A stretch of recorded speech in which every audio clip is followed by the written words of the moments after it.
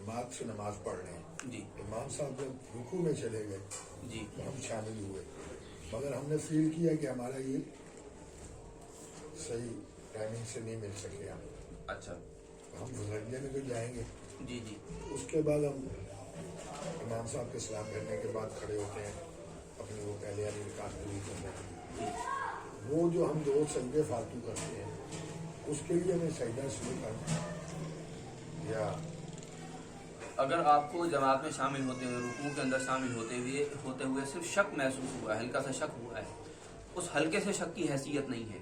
अगर आपको वाक़तन लग रहा है, आपको खुटक रहा है कि नहीं वाक़तन मैं इमाम साहब के साथ शामिल नहीं हो सका, तो ऐसी सूरत में फिर आप जो है वो अलग से जो रकत रह गई है वो आप रकत अदा करेंगे और उसमें सजदा साहब नहीं होगा, क्योंकि आप जमात में आप पढ़ रहे हैं। हाँ, इमाम साहब ने अगर सजदा साहब किया तो आप करेंगे, वरना आप अलग से अपने नमाज के लिए नहीं करेंगे। इस सूरत में सजदा साहब नहीं होता। जैसे दो हमने सजदे किए ना वो एक्स्ट्रा हो गए ना। नहीं, वो एक्स्ट्रा नहीं हुए, वो आपने अपनी जो बाकी छुटी हुई रकत थी उसको अदा किया आपने। नहीं, जो हमने इमाम साहब के साथ दो सजदे किए थे। हाँ, वो जो आप सजदा अदा कर रहे हैं ना, अगले दो सजदे वो आपकी पूरी रकत, और इमाम साहब के साथ जो दो सजदे किए वो आपने जमात के साथ सजदे किए हैं, वो उसमें शुमार किए जाएंगे। क़याम में पहली रकात में सना पढ़ी, उसके बाद अरहम शरीफ नहीं पढ़ी, सूरत पढ़ ली जी। और भूल गए। रुकू में जब गए तब याद आया कि अरहम शरीफ नहीं पढ़ी। अब रुकू में वापस आके पढ़ेंगे, सजदा सब करेंगे या और फिर रुकू भी करेंगे दोबारा, तो क्या करेंगे? इस तरह का मसला पहले भी एक महफिल में एक दर्स में आया था, तो हमने उसका जवाब दिया था कि इसके बारे में उलमा की दो तरह की राय हैं। एक राय ये है कि वो वापस खड़ा हो जाए और वो फिर मुकम्मल पढ़े और उसके बाद वो आगे नमाज अपनी पूरी करे सजदा साहब के साथ। उसके बाद दोबारा रुकू करें, मतलब हाँ जी, खड़ा होके पढ़ेगा, रुकू करेगा, फिर आगे तरतीब के साथ चलेगा। और एक ये है कि वो वापस ना पलटे, क्योंकि सूरह फातिहा खास तौर पर पढ़ना ये वाजिब है, और वाजिब में ताखीर हो या गलती से छूट जाए तो ऐसी सूरत में उसकी तलाफी जो है, कमी जो है वो सजदा साहब से पूरी हो जाती है, लिहाजा आप सजदा साहब करें। और तीसरा इसका एक और तरीका वो ये है कि आप जो पहली रकत में नहीं पढ़ सके तो आप तीसरी रकत में पढ़ लें। 4 रकत वाली अगर नमाज है तो आप तीसरी रकत में पढ़ लें, इस तरह आपका वो अदा हो जाएगा, लेकिन आपको सजदा साहब फिर भी करना पड़ेगा कि आप असल मकाम पर नहीं पढ़ पाए, वो ताखीर हो गई। तीसरी में 2 दफा पढ़ें?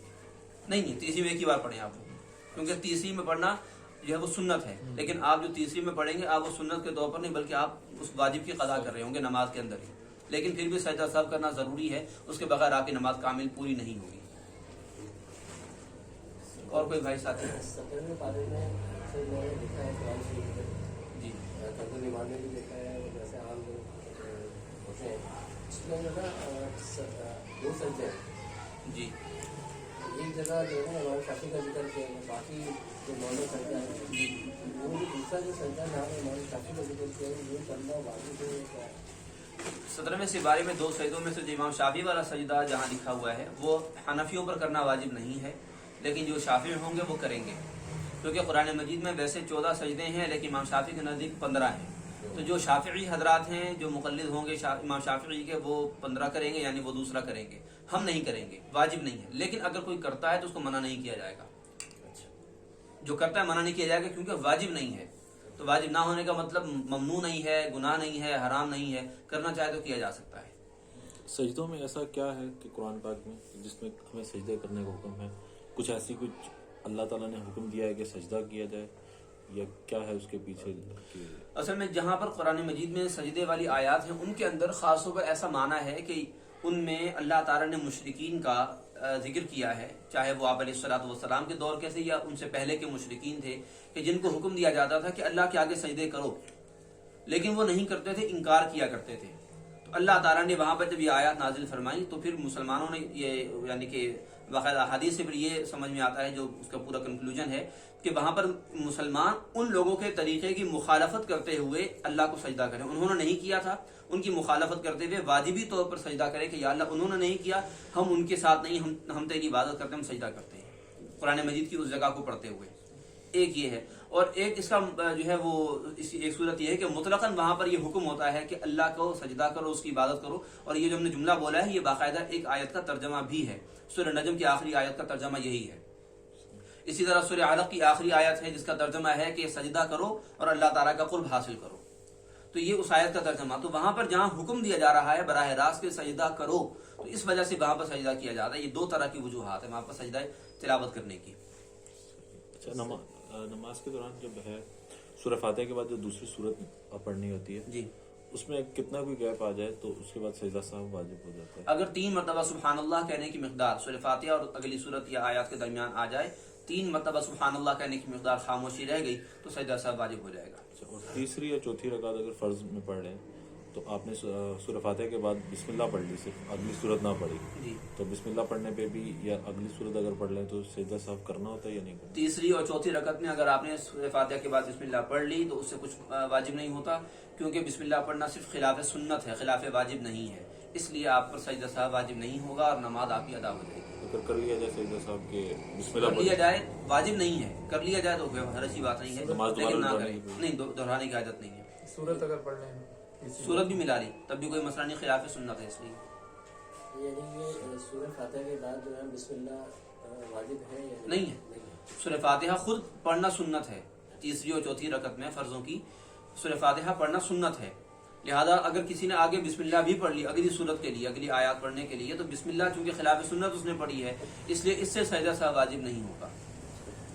اور جیسے ہم لوگ ہر رکعت میں جو ہے بسم اللہ پڑھتے ہیں پہلی رکعت کو چھوڑ کر وہ واجب ہے.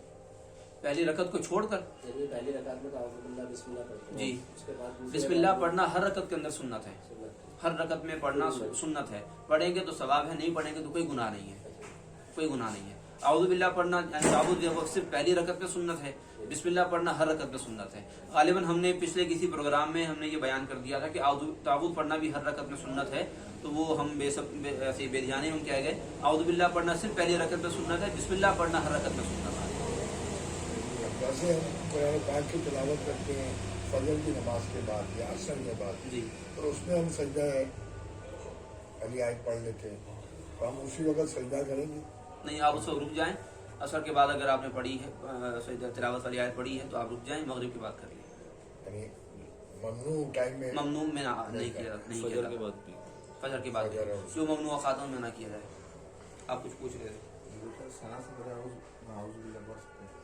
نہیں ثنا سے پہلے نہیں ہے. نماز میں ثنا سے پہلے کچھ نہیں پڑھنا. ڈائریکٹ اللہ اکبر کہہ کے ثنا شروع کرنی ہے. اور کوئی سوال بھائی صاحب؟ جی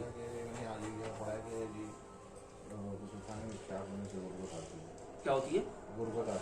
اچھا تو آج کل جو بن رہا ہے وہ کھانا اور بات میں شادی بن رہا ہے.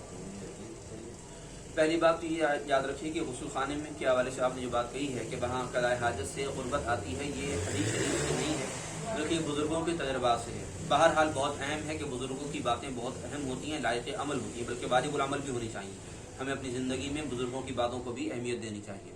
اور دوسری بات یہ کہ اس کا تعلق اس بات سے ہے کہ عین وہ جگہ جہاں پر آپ نے نہانا ہے جہاں پر آپ نے غسل کرنا ہے عین وہ جگہ ایگزیکٹ وہ جگہ اس جگہ پر نہ کیا جائے. اس سے آگے پیچھے ہو کے کیا جا سکتا ہے اگرچہ 4 دیواری ایک ہی ہو.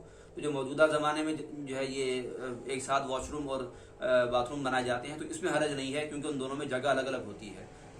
نہانے کی الگ اور قضاء حاجت کی الگ ہوتی ہے لہٰذا اس میں حرج نہیں. خاص نہانے کی جگہ پر نہ کیا جائے. اور اگر خدا نہ خاصا اتفاقاً کرنا پڑ گیا تو اس سے کوئی ایسا مسئلہ نہیں. عادت بنانے سے ایسا ہوتا ہے کیونکہ بندہ عادتاً سستی کاہلی کی وجہ سے وہیں پر جو ہے وہ جب نہانے جاتا ہے وہیں پر قضاء حاجت کرتا ہے وہیں پر نہ آتا ہے تو یہ کرنا برا ہے. اور کچھ سفر میں اگر تلاوت کی جا رہی ہے سفر کے دوران سفر میں جی سجدہ آ جاتا ہے دوران تلاوت جی تو اس کو کس طرح سے ادا کیا جائے؟ جیسے بس وغیرہ میں بیٹھے ہوتے ہیں گاڑی میں بیٹھے یاد رکھیے کہ جب سجدہ تلاوت والی آیت آپ پڑھ لیں تو اسی وقت سجدہ کرنا واجب نہیں ہے. واجب ہے اسی وقت نہیں ہے.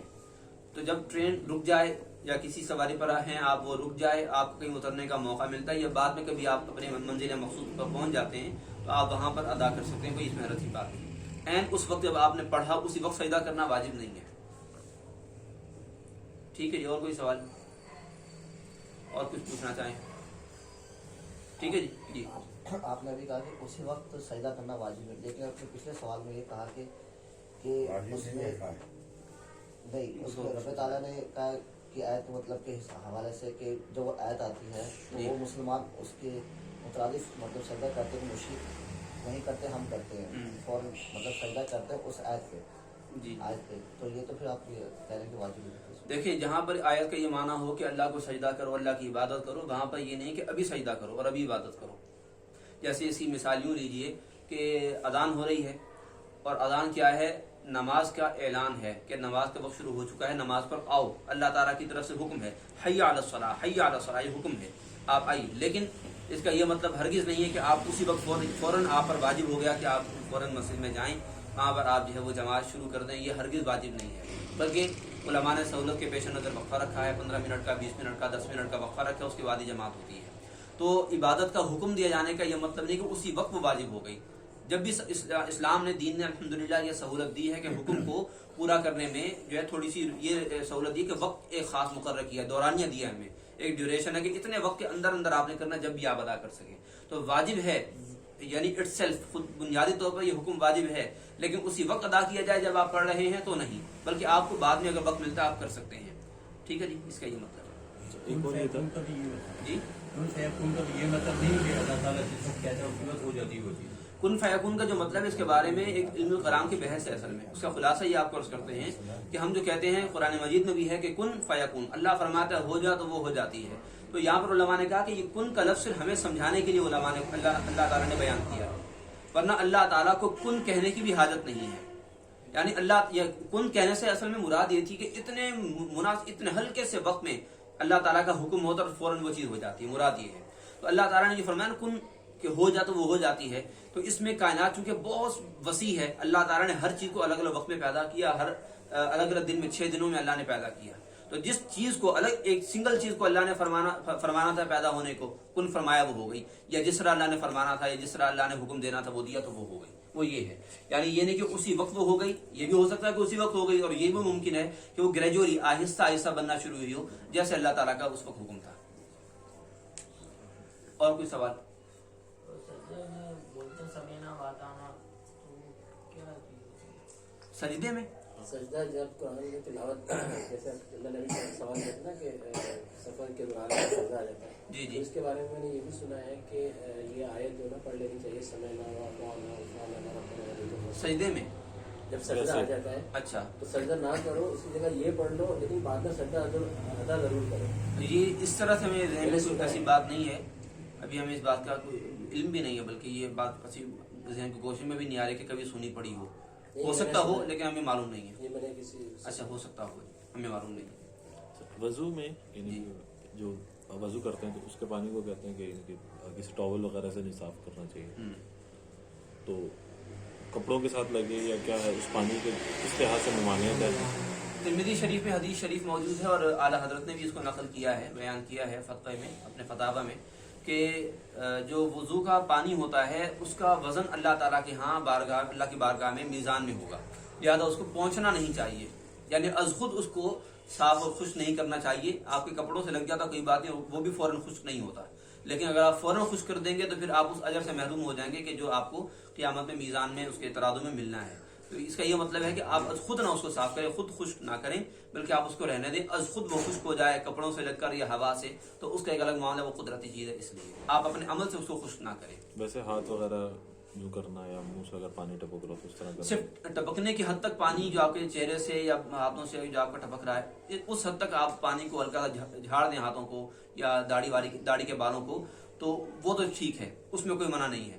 लेकिन बाकायदा अपने हाथों को हिलाना या बहुत जोर जोर से अपने बालों को हिलाना और झाड़ना, पानी ये करना मकरूह है, मना किया गया है इससे।